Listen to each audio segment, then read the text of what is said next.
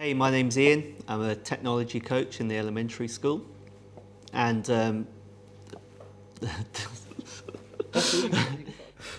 Hey, welcome back to Bear Squared. On this channel, we simplify educational tech.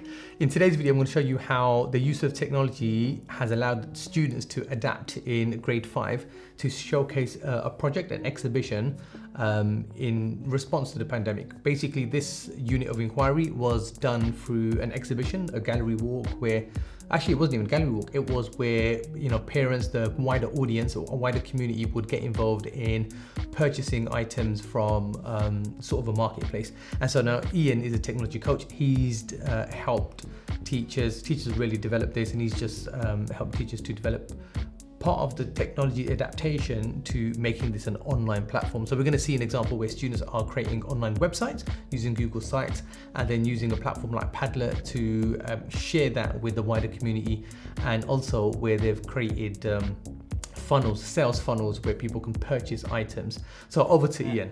Hello, my name's Ian. I'm a technology coach in the elementary school, and what I wanted to show you today is what we've been working with our grade 5 students, which is developing an online platform for their business ideas. It's a project we've had for a number of years now, running a business fair with our students, and this year the challenge was to try and make it, build it into an online platform, and I'm going to show you how we did that. So we've always tried to make this project authentic to the students. It's involving real life money, they need real life business skills, and we talk through every stage with them. This year we've been, because of our developing it online, we've been looking at different business websites and seeing how they could develop their own real life website to sell their products that they've made. There's many different parts to this as well, lots of different skills that they practiced, creating order forms, creating buttons on Google Sites, building the actual website themselves, building all the logos and the marketing materials that they needed to do, think about who their audience was and how they would promote themselves best, and then sharing it all with the school community. So let's just take a look at an example here.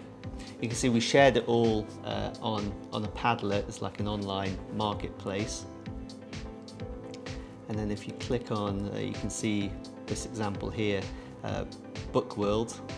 They had to make it stand out. So they had either an advert or a logo. They had a short description of like a marketing summary. And then if you click on the links here, you see it takes them to their Google site. A lot of the materials that they created were original as well. And at the bottom here you can see how they've integrated an order form using Google Forms, so people can order the product that they're selling. As part of the planning phase of the project, the students collaborated together using Google Docs, working together on their business plan, and then using Google Slides as well to plan out all the visual side of the website. They've also had to track their spending through Google Sheets, and they'll collect all their order form data, including all the orders in Sheets as well. So they can use Sheets then to calculate how much they've spent, what their net profit is, and help determine the success of their business. So with the current challenges we have today, we couldn't bring all the parents onto the campus for the business fair like we'd done before. So we had to find a way to share it with the whole school community, and we used the Padlet as a format for that. And we could also share it out to all the students in the school as well, so they could order things off the website, and also leave feedback for the students about what they thought about the individual businesses. So through teaching the students explicitly about Google Sites, we talked about what needed to be on a home page, and you can see these students here have extended their knowledge by creating extra pages to their website where they sold specific products here, bookmarks, cards and keychains. And at the top here as well, they've created their own logo and integrated that into their Google sites and made sure that they've got a clear website link to their business.